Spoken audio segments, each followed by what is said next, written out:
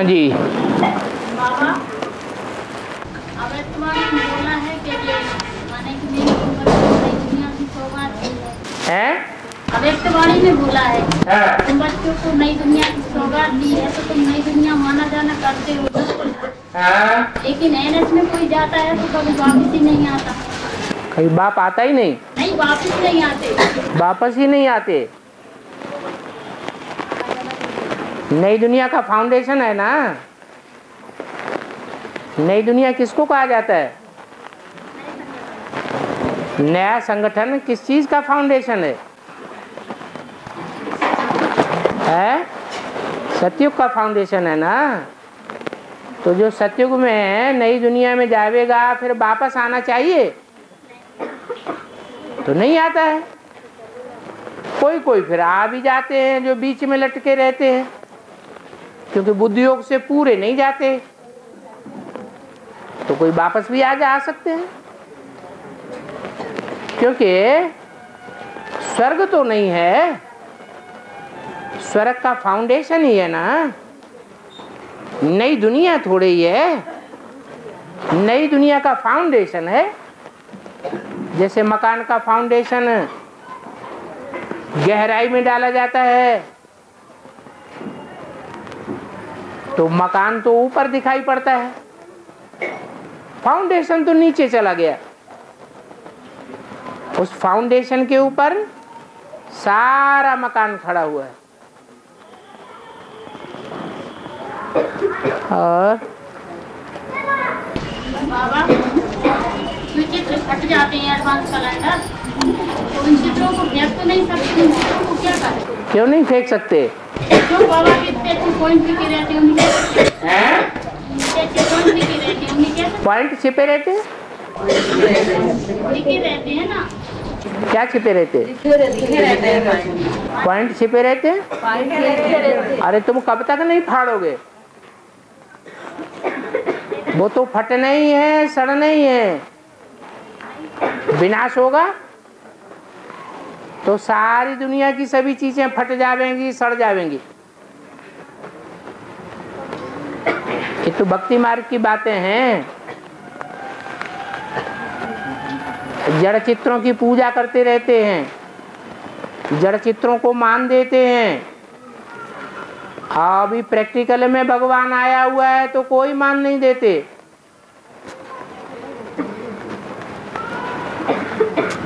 भक्ति मार्ग की बातें यहाँ सब खलास होती है। चित्र तो जड़ हैं, हमको तो चैतन्य मिला हुआ है, तो चैतन्य की परवाह करनी चाहिए पहले या जड़ की परवाह करनी चाहिए? चैतन्य की परवाह पहले करनी है। और याद और सेवा से माया को डबल लात लगाना है। हाँ जी। माया तो याद में ही बिल्कुल डालने दो, सेवा भी तो कर रहे हैं। सेवा जो बच्चे करते हैं उनको बाप याद करता है, तो सेवा करने से याद में भी बल मिलेगा कि नहीं मिलेगा? इसलिए बताया कि डबल लाख लगा दो। जब याद में बल मिलेगा, याद कच्ची नहीं होगी तो माया भी थक जाएगी। इसलिए बोला डबल लाख लगा दो। और बाबा गंगा जब मैदान में आएगी तो माने कि उसकी प्यूरिटी के आधार पर पहचाना जाएगा या उसकी सेवा के आधार पर? कौन मैदान में आएगी? गंगा को सर पर चढ़ाते हैं। जैसे कोई बहुत प्यारे बच्चे होते हैं तो बाप प्यार में आकर बच्चों को सर पर चढ़ा लेते हैं, तो ऐसे ही यहाँ जो सर्विसेबल बच्चे होते हैं उन बच्चों को भी सर पर चढ़ाया हुआ है। भक्ति मार्ग में दिखाते हैं, अकेली गंगा को सर पर नहीं चढ़ाया हुआ है। अष्टदेव भी हैं जो निराकारी स्टेज में रुद्रमाला के मणकों के रूप में सर पर चढ़ाए हुए हैं। बहुत सर्विसेबल बच्चे हैं ना, तो उनको सर पर चढ़ाया हुआ है। और संकल्प किस प्रकार बनाई जाए? प्रैक्टिस से बनाई जाए। ये दुनिया भस्म होने वाली है। इन आंखों से जो भी देखते हैं वो सब खलास होने वाला है। तो आंखों में कोई समाएगा ही नहीं। कौन समाएगा? एक शिव बाबा ही समाएगा। आंखों से देखते हैं दुनिया को तो दुनिया याद आती है। दुनिया याद आती है तो बुद्धि भटक जाती है। याद इसलिए आती है कि दुनिया से वैराग नहीं आया है। राग छूटता नहीं है। दुनिया से सुख लेने की आस लगी हुई है। जब ये बुद्धि में बैठ जाएगा कि इस दुनिया से, दुनिया के पदार्थों से, इस दुनिया के संबंधों से अब सुख नहीं मिलने वाला है, दुख ही दुख मिलने वाला है, तो बुद्धि टूट जाएगा। बुद्धि में बैठेगा कि एक शिव बाबा ही सुखदाई है, वो ही अंत तक हमारा सहारा है, और सब धोखा दे जाएंगे। जैसे यज्ञ के आदि में नजारा आया, ब्राह्मणों की छोटी सी दुनिया की शूटिंग हुई, जिनको प्यार में आकर के 7-7 तालों में अंदर रखा था, उनको बुद्धि में ये बैठ गया कि 7 तालों में हमको बंद करके रखने वाले सिर्फ दिखावा करते थे, लेकिन जब बात आई, जान पर आई, तो सब भाग गए छोड़ छाड़ करके। भगवान ने ही हमको बचाया।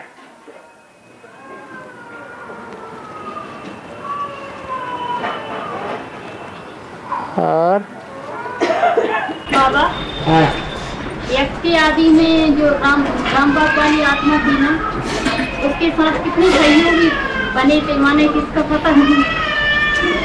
अभी पता नहीं पड़ा, माने कि उस राम बाप के साथ कितने सहयोगी गए थे। अभी तो पता पड़ गया ना कि ब्रह्मा को कितनी भुजाएं होती हैं, हैं? 1000 भुजाएं होती हैं, तो 1000 भुजाएं आदि में भी रही होंगी, जो अंत में भी प्रत्यक्ष होती हैं। और पावन बनने बिगड़ तुम्हारे धर्म की वृद्धि हो नहीं सकती। क्या? पावन बनने बिगड़, हाँ, तुम्हारे धर्म की वृद्धि हो नहीं सकती। बराबर है। तो दूसरे धर्मों की वृद्धि हो रही है तो क्या पावन? वो पावन दुनिया में हो रही है। हाँ, तो आपको पावन दुनिया की वृद्धि करनी है या पतित दुनिया की वृद्धि करनी है? कीड़े मकोड़ों की दुनिया बनानी है या देवताओं की दुनिया बनानी है? कौन सी दुनिया बनाने का लक्ष्य रखा हुआ है? देवताओं की दुनिया बनाने का लक्ष्य रखा है। तो देवताएं पवित्र होते हैं, तो हमको भी पवित्र बनना पड़े।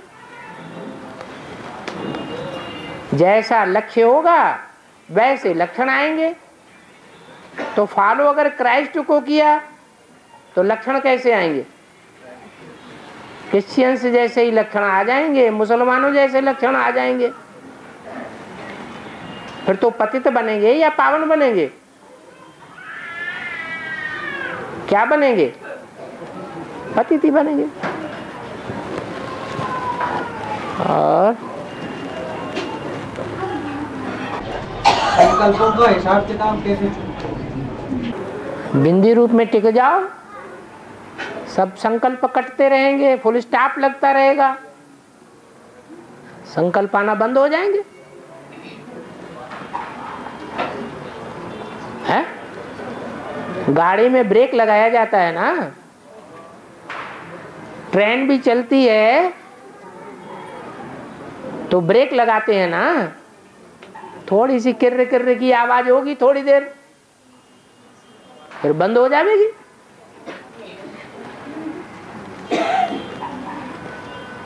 प्रैक्टिस होगी, अच्छे से ग्रीस वगैरह लगा हुआ होगा तो वो भी नहीं होगा।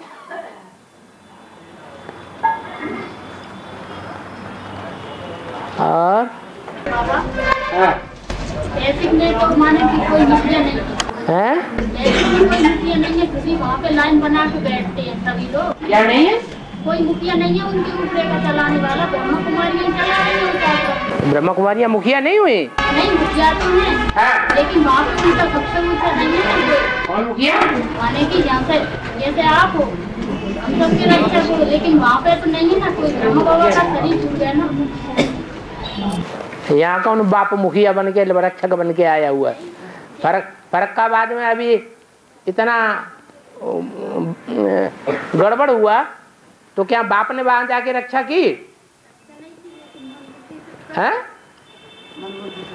यहाँ भी तो शक्तियां ही हैं, जैसे वहां शक्तियां हैं वैसे यहाँ भी शक्तियां हैं। वहां भी शिव शक्ति पांडव सेना गाए हुए थे, अभी बाप वहां नहीं है, तो जहां बाप है वहां शिव शक्तियां शक्ति रूप बन जाती है। और बाप तो गुप्त रहता है। महाभारत में भी रणछोड़ गाया हुआ है, युद्ध के मैदान में सामने आता है क्या है? नहीं आता। और नहीं, ये है माने की लाइन बना के बैठते हैं सभी लोग, लेकिन यहाँ पे तो अच्छे से नहीं बैठता। अच्छे से नहीं बैठ, फैल फूल के टांग फैला के बैठना है।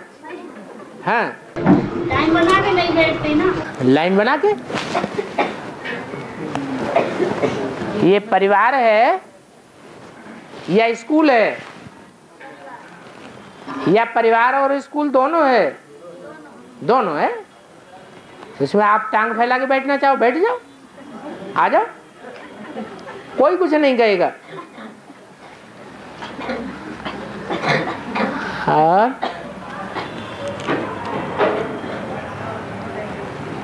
अष्टदेव, 4 सूर्यवंशी, 4 चंद्रवंशी मणके हैं।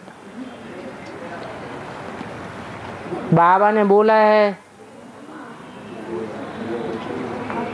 तो चंद्रवंशी विजयमाला से तो नहीं आवेंगे। ये कहाँ बोला? विजयमाला तो अभी बनी ही नहीं है, लेकिन चंद्रवंश तो है। चंद्रवंश है या नहीं है? चंद्रमा था या नहीं था? हैं? चंद्रमा था तो उसका वंश भी चला आ रहा है। चंद्रवंशी हैं तो 4 चंद्रवंशियों से उठाए जाते हैं और 4 सूर्यवंशियों से उठाए जाते हैं, 4 जोड़े बनते हैं। इस तरह ये अष्टदेव कहे गए हैं। ऐसे नहीं कि रुद्रमाला से ही होना चाहिए। रुद्रमाला में तो सभी वंशों के हैं। ऐसे नहीं कि रुद्रमाला के बीज रूप मण के सारे के सारे सूर्यवंशी हैं और सूर्यवंशी ही बन करके रहेंगे, नहीं। अंत में जाकर के कुटपिट के अच्छी तरह से जब छिलका उतर जाएगा तो सब सूर्यवंशी बन जाएंगे। तब तक तो मालाएं सारी प्रत्यक्ष हो जाएंगी, क्योंकि सारी दुनिया रुद्रमाला है। तो सारी दुनिया के जो बीज हैं वो भी रुद्रमाला में है। और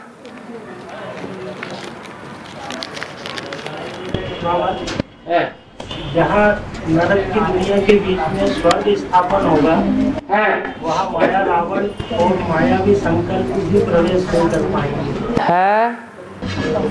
माया तो बाप की बेटी वहाँ नहीं है। बाप की बेटी है ना, विष्णु की बेटी तो नहीं है।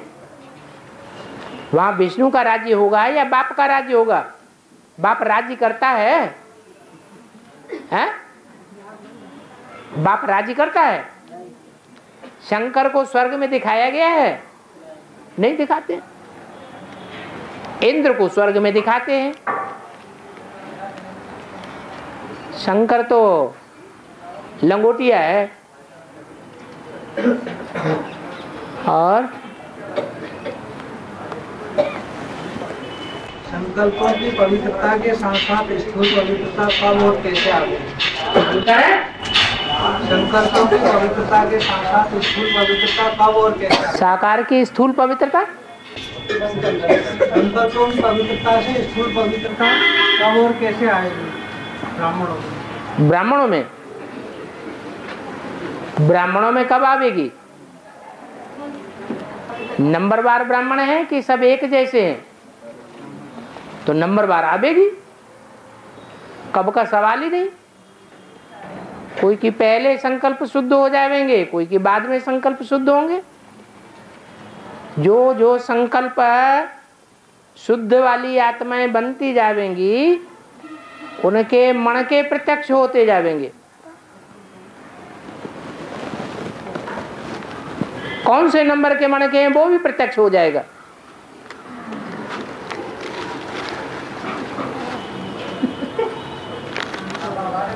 और बाबा, गीता 30 गीता है, इसमें पॉइंट आया शंकर को प्रजापति नहीं कहेंगे। बिल्कुल, शंकर एक आत्मा है या कई आत्माएं मिक्स होती हैं, उनको शंकर कहा जाता है। शंकर का तो एक बार पार्ट है, शंकर का तो एक बार पार्ट है, लेकिन बाबा पार्ट तो शुरू में भी था, अभी भी है। शंकर का पार्ट अभी नहीं है। तो शुरू में भी था ना? हाँ, शुरू में भी था। तो शुरू में नहीं था तो बाबा ऐसे क्यों कहा कि मैं अकेला नहीं आता हूँ, ब्रह्मा विष्णु शंकर 3 के द्वारा आता हूँ। शंकर स्टार्टिंग में था, शंकर स्टार्टिंग में भी था। स्टार्टिंग में भी है, मध्य में भी है, अंत में भी है, लेकिन कभी प्रत्यक्ष है, कभी अप्रत्यक्ष है, कभी मर्ज है, कभी इमर्ज है। और बाबा माउंट आबू में निक्की झील है, कहते उन्हें मुनि ने नाखून से खोद के बनाया था। माउंट आबू में नक्की झील है। हाँ, कहते हैं मुनि ने उन्हें नाखून से खोद के बनाया था। इसका बेहद का अर्थ क्या है बाबा? नाखून से खोद के निकाला था? वाह भाई, तुम तो खुद शास्त्रों की बात है नाखून से खोद के निकाली है। मुरली में तो बाबा ने ऐसा कुछ कहा नहीं। उसका नाम निक्की झील पड़ा ना। हाँ हाँ, नाक में कभी कभी उंगली घुस जाती है सफाई करने के लिए, तो नाखून लग गया होगा तो नक्की लेके बह गई। वो यादगार है स्थूल। और परम पिता परमात्मा शिव की जयंती होती है, तब सब अतिरिक्त से पावन बन जाए है। सब कहाँ बन जाते हैं? नंबरवार बनते हैं कि सब बन जाते हैं? जब परमपिता परमात्मा शिव की जयंती होती है तो साथ में बच्चों की भी जयंती हो जाती है। 8 बच्चे हैं अष्टदेव, उनकी भी जयंती हो जाती है। बाकी सबकी थोड़े ही हो जाती है, सबकी होने में तो टाइम लगेगा। हाँ, और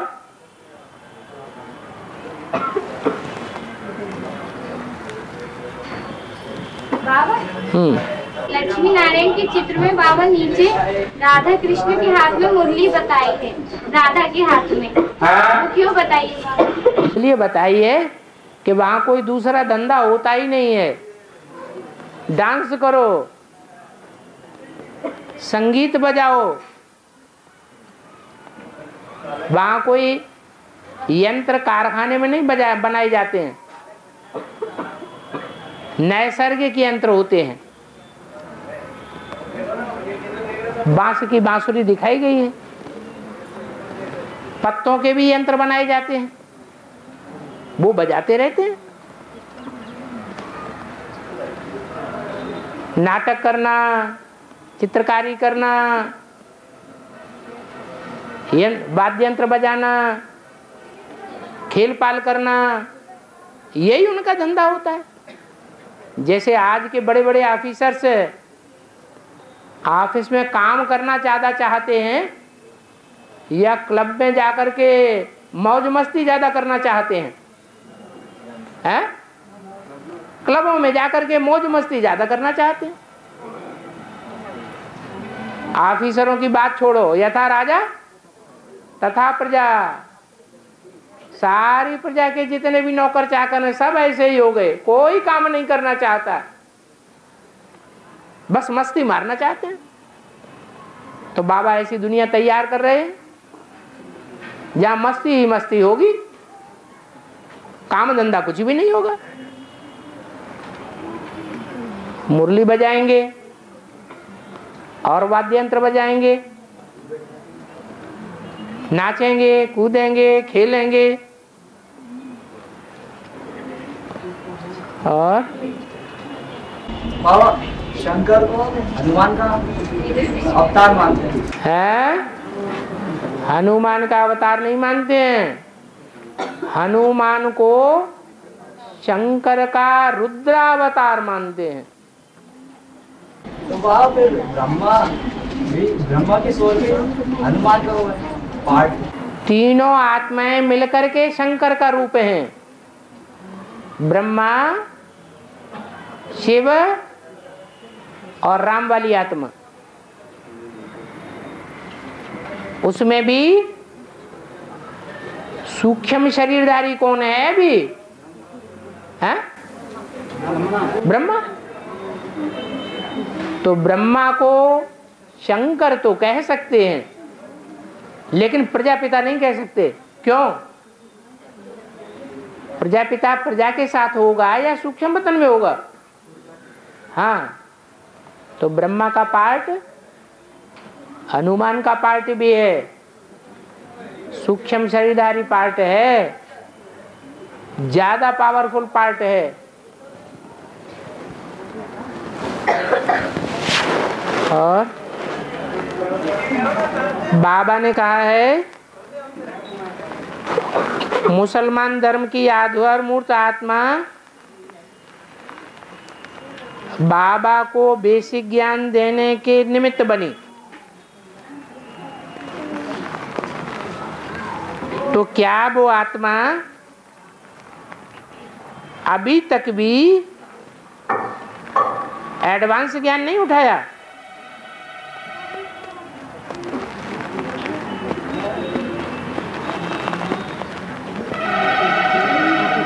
वो आत्मा कौन है? क्या इशारा दे सकते हैं? अच्छा,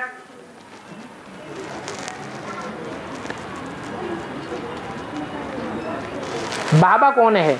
राम वाली आत्मा है, कृष्ण वाली आत्मा है, या कोई धर्म पिता का आधार मूर्त है?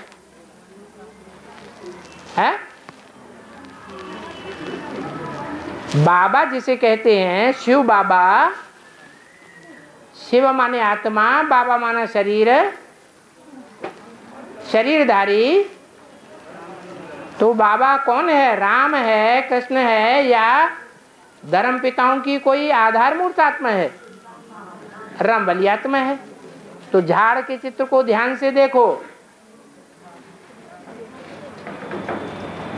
मुसलमान धर्म जहां पर है, डाली निकली हुई है, मोहम्मद दिखाया हुआ है जहां पर, उसके मुख के सामने राम वाली आत्मा धनुष बाण लिए खड़ी है।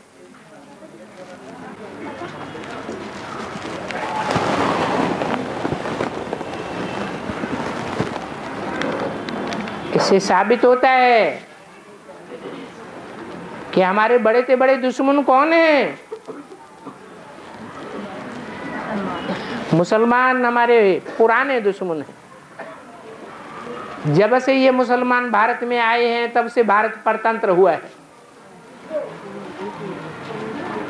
मुसलमानों के आक्रमण जब से शुरू हुए हैं तब से कलयुग, पापी युग शुरू हो गया भारतवर्ष में। जो ब्राह्मण देवताएं थे वो शूद्र बन गए संग के रंग से।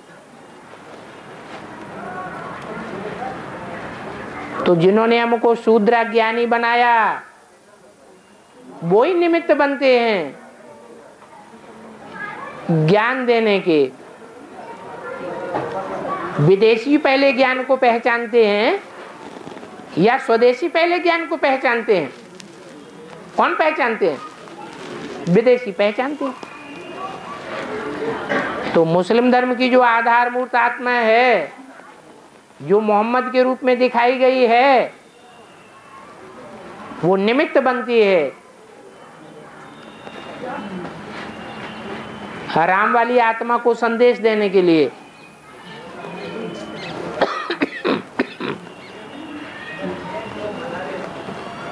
बाबा एक भाई को कोर्स कर रहे हैं, सर्वव्यापी के बारे में कोर्स करा रहे थे। तो भाई जी कहने लगा जैसे कि आप बता रहे हैं भगवान सर्वव्यापी नहीं और आत्मा मनुष्य आत्मा में जन्म लेती है, मनुष्य तो मनुष्य बनेगा। जैसे कि मनुष्य जैसा बीज वैसा दृष्ट, तो मनुष्य है तो मनुष्य बनेगा। किसी के अंदर आके ये क्यों बोलता है कि माने कि मैं इंसान, और आपने मुझे पूर्व जन्मों में बात डाला था इसलिए मैंने आपको कहा। कौन बोलता है? सांप बोलता है। सांप बोलता है या कोई मनुष्य आत्मा की भूत प्रेत आत्मा बोलती है? तुम्हें कैसे पता चला? हाँ, मनुष्य के तन में मनुष्य ही प्रवेश करता है, मनुष्य आत्मा ने प्रवेश किया, तुमने समझ लिया कि सर्प बोलता है। अरे जब कभी भूत प्रेत आत्मा आती है मनुष्यों के तन में और बोलती है मैं महाकाली हूँ, तो क्या कोई महाकाली होती है? तुमने समझ लिया। हाँ, भाई का प्रश्न था तो भाई ने समझ लिया, उसके कहने से विश्वास कर लिया कि ये महाकाली है, ये हनुमान है, ये सर्प है, लेकिन ऐसा होता नहीं है। नहीं, उसको तो समझाया लेकिन वो नहीं माना। हमने कहा अब नहीं माना वो बात अलग है। और बच्चों के लिए बोला है जो बच्चे संगम युग में जितना झुकते हैं, संगम युग में झुकते हैं वो उतना झुकाने के लिए भी करते हैं, ठीक है। लेकिन बाबा ये बोले कि सूर्यवंशी बच्चे किसी के सामने झुकेंगे नहीं। ये कहाँ बताया? झुकेंगे नहीं का मतलब ये थोड़ा ही है कि अपने परिवार के सामने झुक करके नहीं चलना है। अपने परिवार में सहन करना है या सामना करना है, ये भी तो देखना है। कहाँ सहन करना है और कहाँ सामना करना है। अपने धर्म की, अपने परिवार के लोगों की स्थापना करनी है या उनका विनाश करना है? स्थापना करनी है। तो जिनकी स्थापना का लक्ष्य है, तो माँ को लक्ष्य रहता है कि अपने परिवार को वर्धन करना है, बढ़ाना है,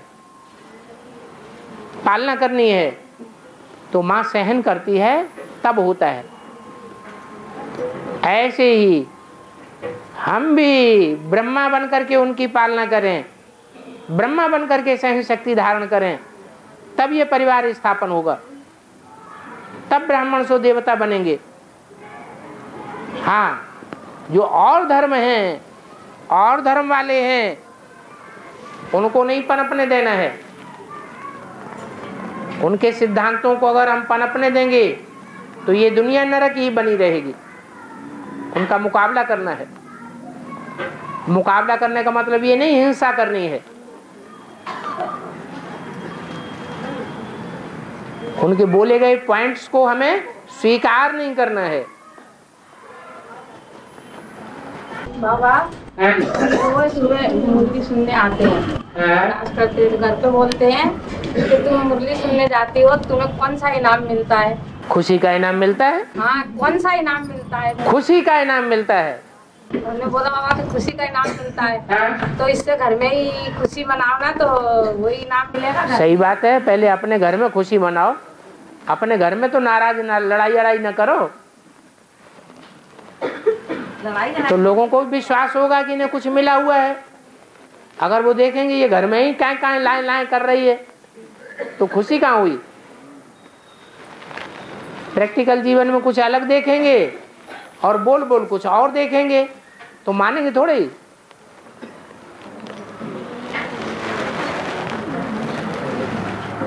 एक रामा तुलसी, एक श्यामा तुलसी।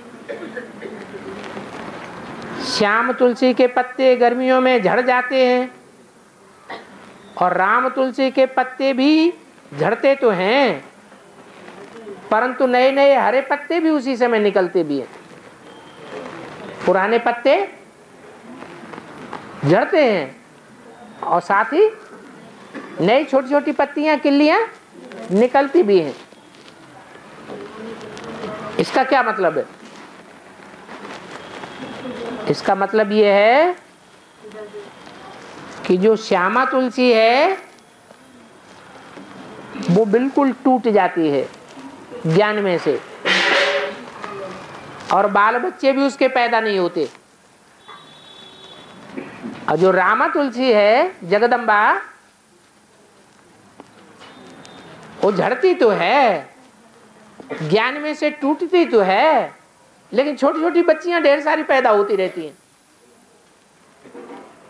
जगदम्बा की भुजाएं अभी पैदा हो रही हैं कि नहीं हो रही हैं? हैं? रुद्रमाला में जगदम्बा की भुजाएं पैदा हो रही हैं या विजयमाला की भुजाएं पैदा हो रही हैं? हैं? जगदम्बा की भुजाएं पैदा हो रही हैं। तो श्याम तुलसी के पत्ते नहीं निकलते हैं, झड़ जाते हैं, सूख जाती है, और रामा तुलसी के पत्ते निकलते रहते हैं, निकलना बंद नहीं होते हैं। और बाबा ऐसे बाबा बोलते हैं कि सवेरे मतलब क्लास करने आते तो चुटपुट जेले में आना चाहिए। हाँ। तो बाबा जैसे अंधेरा है दूर से फिर माता कैसे आए, हम दूर रहते हैं बाबा। अंधेरे में कैसे आए? माँ ने कहा कि अंधेरे में चल पड़ो? तो क्लास 6 बजे चालू होती है बाबा। हाँ। तो मतलब दूर से आना पड़ता है। तो कोई बात नहीं, याद करते करते आ जाओ। तुम्हारा याद का जो क्लास है जब तक पूरा होगा तब तक 7 बजे तुम पहुंच जाओगे। अंधेरा होता है बाबा, उधर ना खेत पे से आना पड़ता है। हाँ हाँ, खेत पे से आना पड़ता है तो 1 घंटा लगेगा कि नहीं आने में? आधा घंटा लगता है। अच्छा, आधा घंटा सही, तो आधा घंटा याद में आ जाओ, डबल काम हो जाएगा।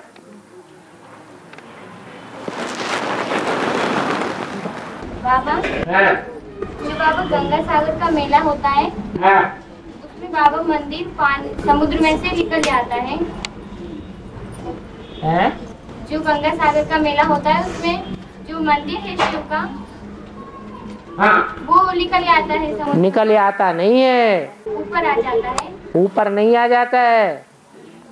उस समय बरसात का सीजन खत्म हो जाता है अच्छी तरह से, माघ मास में, और बरसात का मौसम खत्म हो जाने के कारण गंगा की बाढ़ खत्म हो जाती है, बाढ़ उतर जाती है। गंगा की बाढ़ उतर जाने के कारण समंदर का पानी भी नीचे खिसका हुआ दिखाई पड़ता है, इसलिए मंदिर ऊपर दिखाई पड़ता है।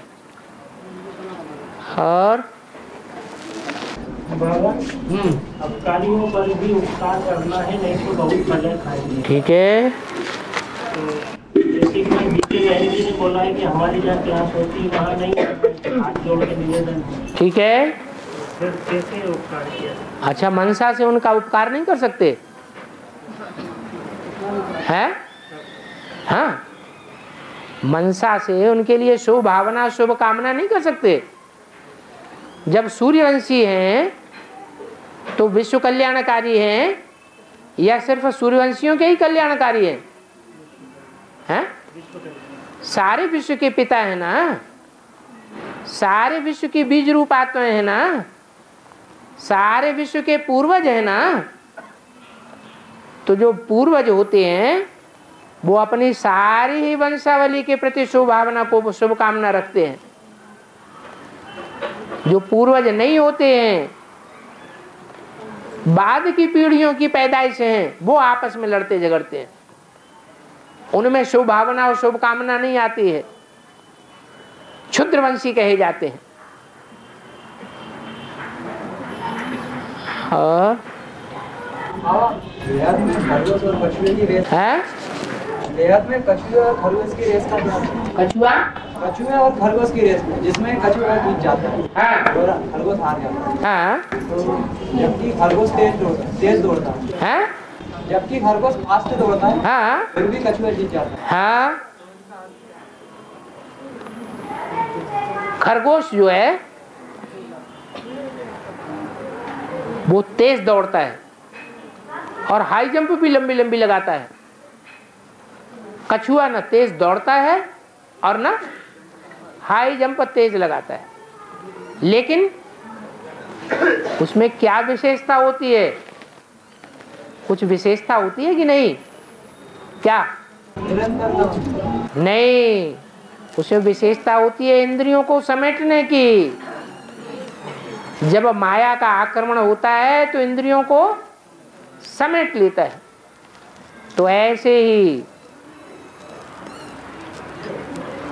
रुद्रमाला की जो रानी मक्खी है अथवा विजयमाला की जो रानी मक्खी है वो पवित्रता में सबसे आगे जाती है, लेकिन याद की दौड़ में तीखी नहीं है। क्यों?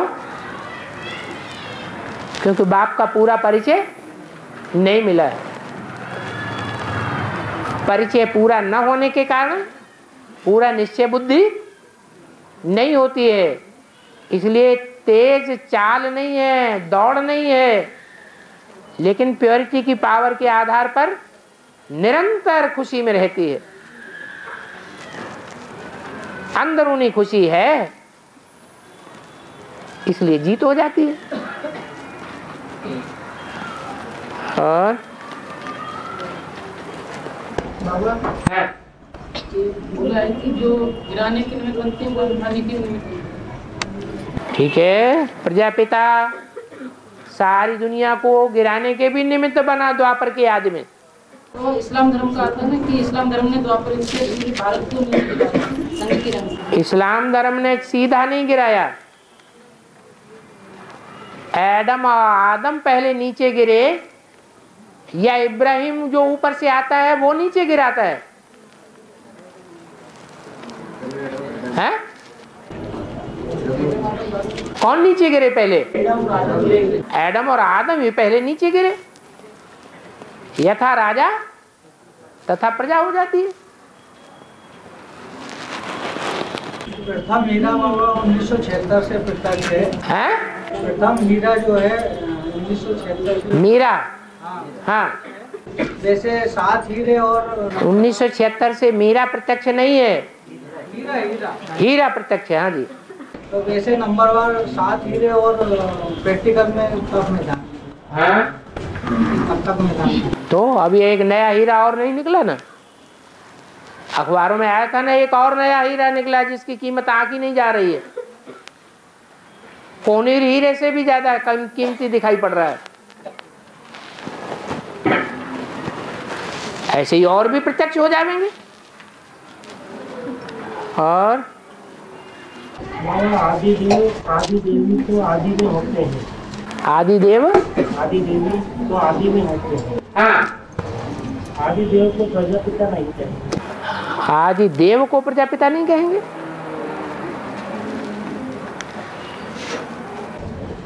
प्रजापिता तो सबसे अंबिका नहीं।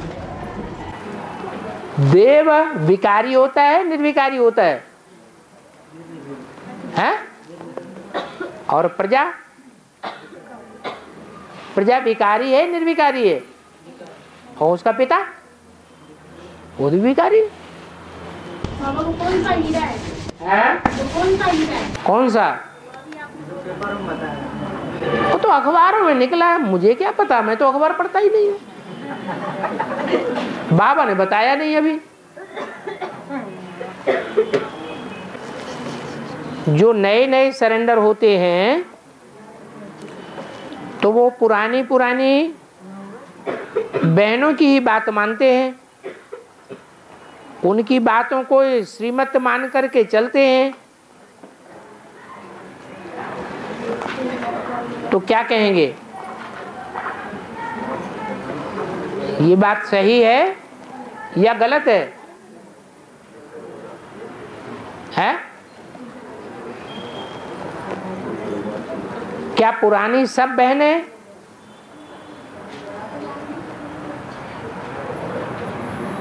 बड़ी बहनों के रूप में मान्यता प्राप्त हैं?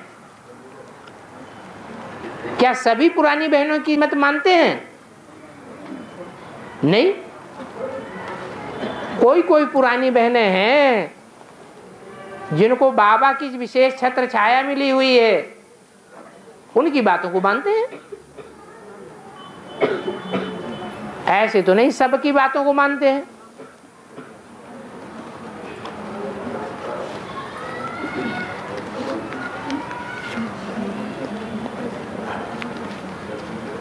पीयू के बोल बड़े अनमोल हैं, पीयू के बोल बड़े अनमोल हैं।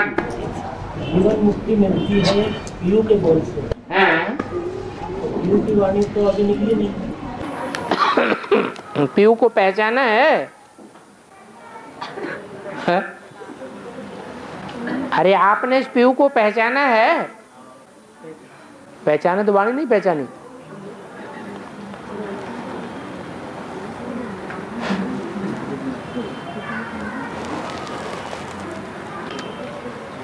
भक्ति मार्ग में ऐसा मानते हैं कि हिचकियां जब आती हैं तो कोई याद करता है। तो बाबा जब हम आपको याद करते हैं तो आपको भी हिचकियां आती हैं क्या? अच्छा, जिसने ये प्रश्न किया है वो पहले एक प्रश्न का जवाब दे कि जिसको याद करते हैं आप,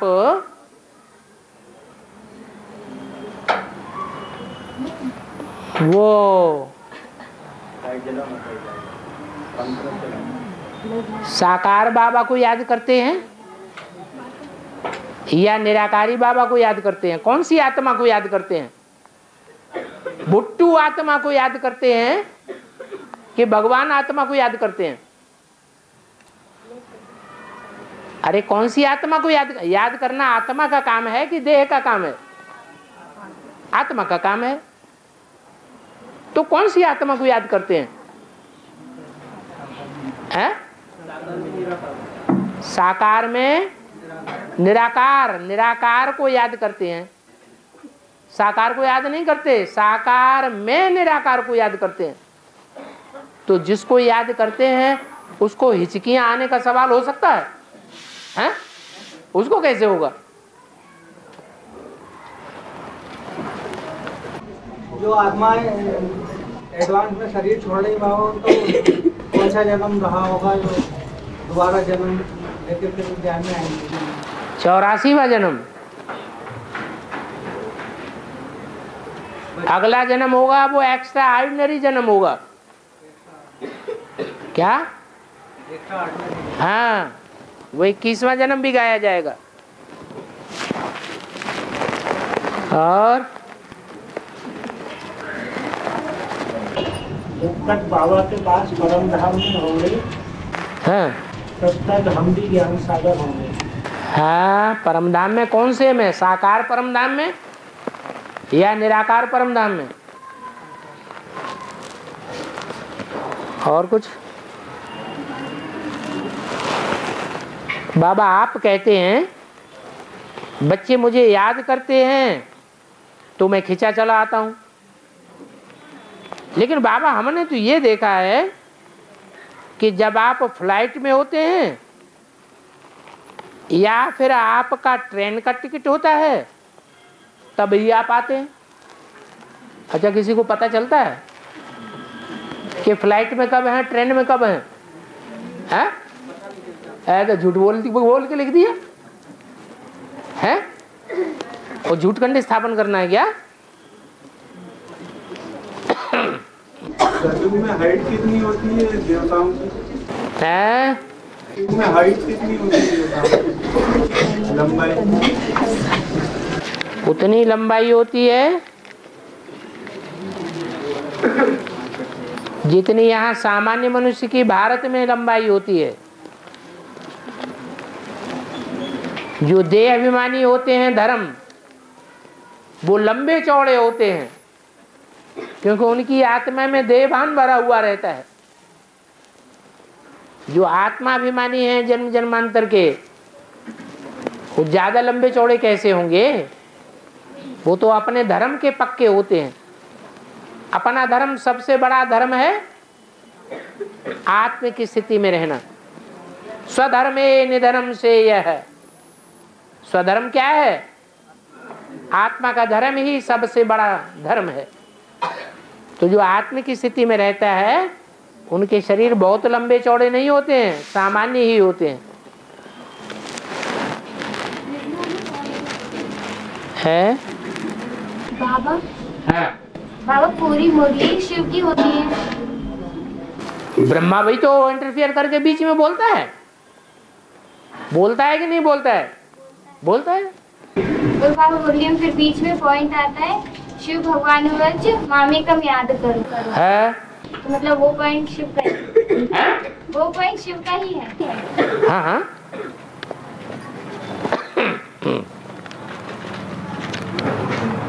बाबा, मैं किसी कारण से दूसरे गांव में जाना पड़ रहा है, तो मेरी क्लास ही छूट जाएगी, तो क्या करना है?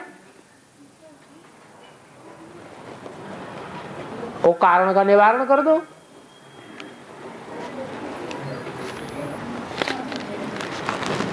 किसी ने पूछा है, मुरली में बोला है रुद्रमाला के मण के आत्मिक सुख भोगने वाले हैं, और विजयमाला के मण के देह का सुख भोगने वाले हैं।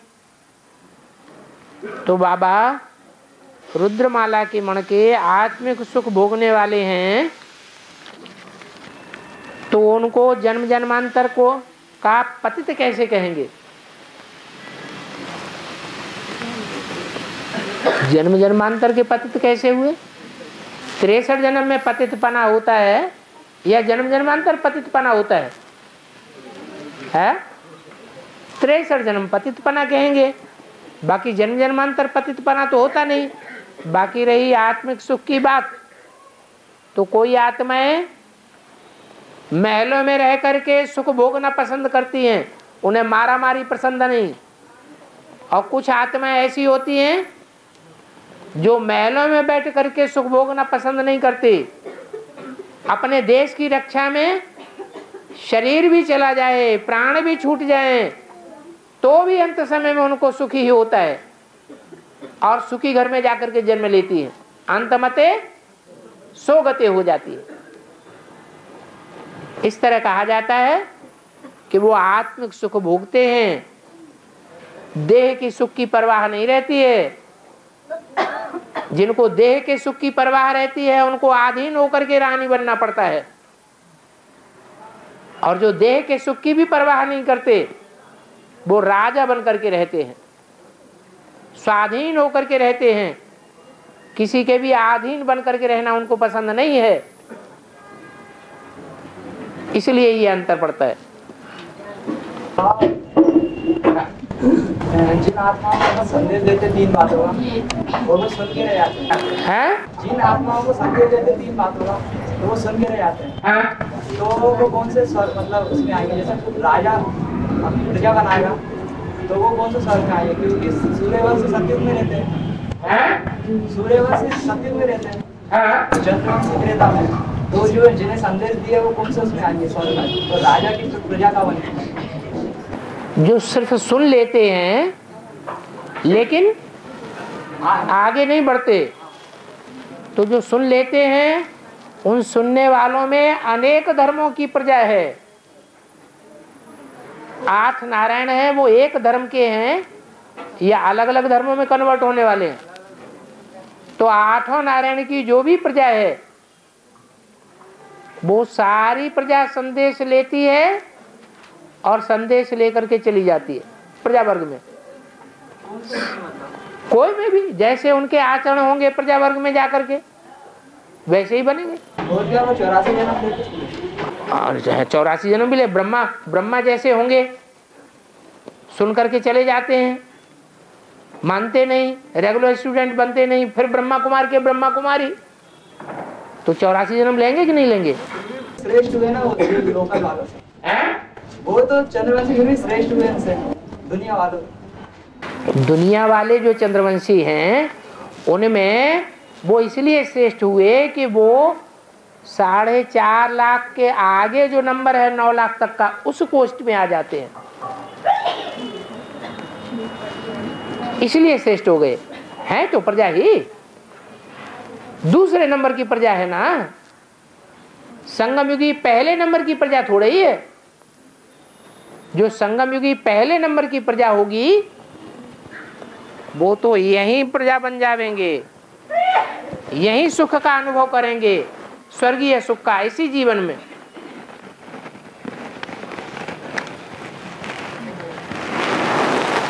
बाबा, और जो संदेश देने वाला है वो खुद कलयुग में आएगा, तो फिर उसकी प्रजा कहाँ होगी?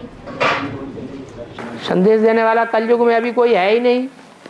यहाँ जितने भी संदेश देने वाले बैठे हुए हैं उनमें कोई ऐसा है जो कलयुग में आएगा? नहीं बाबा, जैसे कोई अंत में और संदेश देता है वो खुद ही कलयुग में आएगा। जो अंत में आवेंगे वो कलयुग की शूटिंग अंत की होगी, अभी थोड़े ही।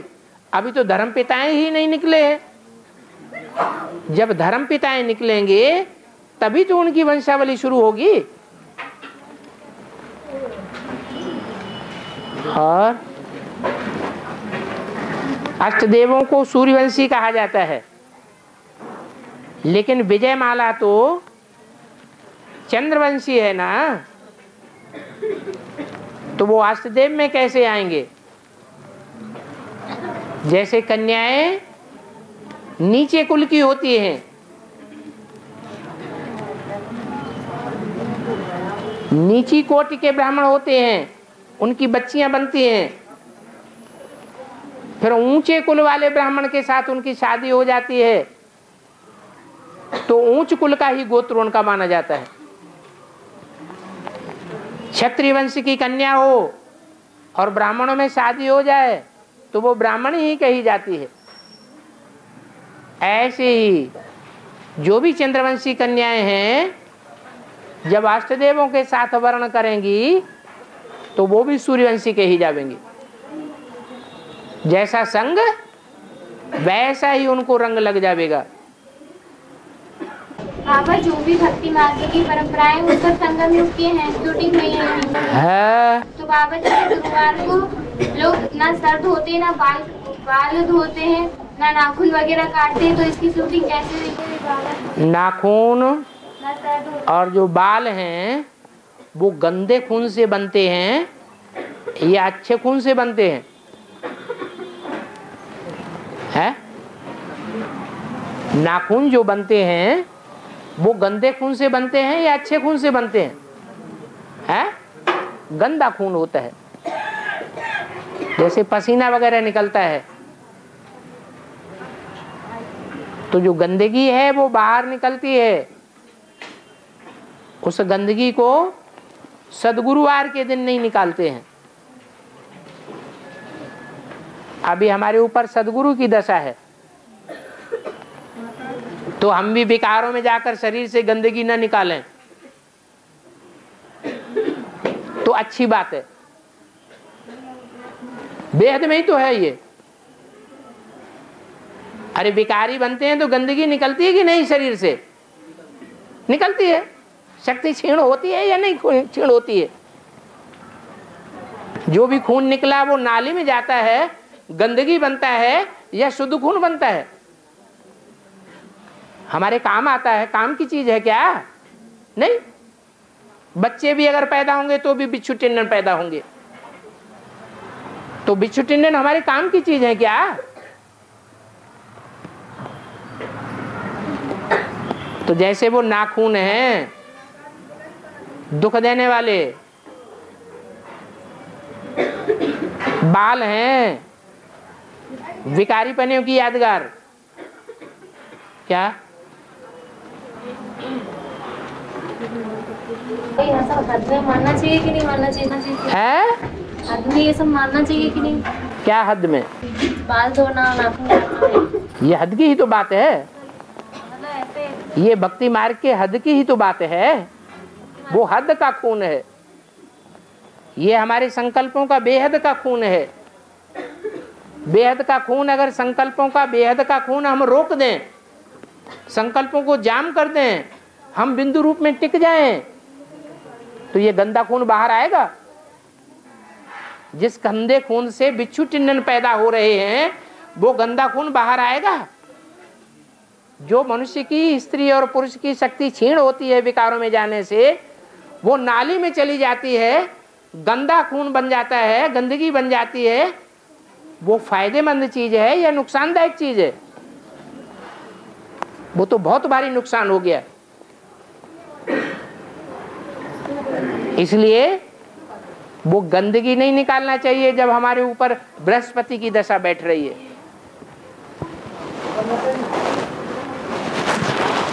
अगर गंदगी निकलती है तो साबित होता है कि हमारे ऊपर राहु की दशा है या बृहस्पति की दशा है। किसकी दशा है? राहु की दशा है। प्रकृति दोनों हाथों में झाड़ू लिए खड़ी है। झाड़ू चेतन है। हाँ, वो झाड़ू की मार पूरे एडवांस संगठन पूरों पे पड़ेगी और जो श्रीमत पर चलेंगे उन पे नहीं पड़ेगी। अच्छा, एडवांस वालों में दूसरे धर्म के नहीं है? हाँ, अब ये कुलबुलाहट ज्यादा हो रही है। छुट्टी। ओम शांति।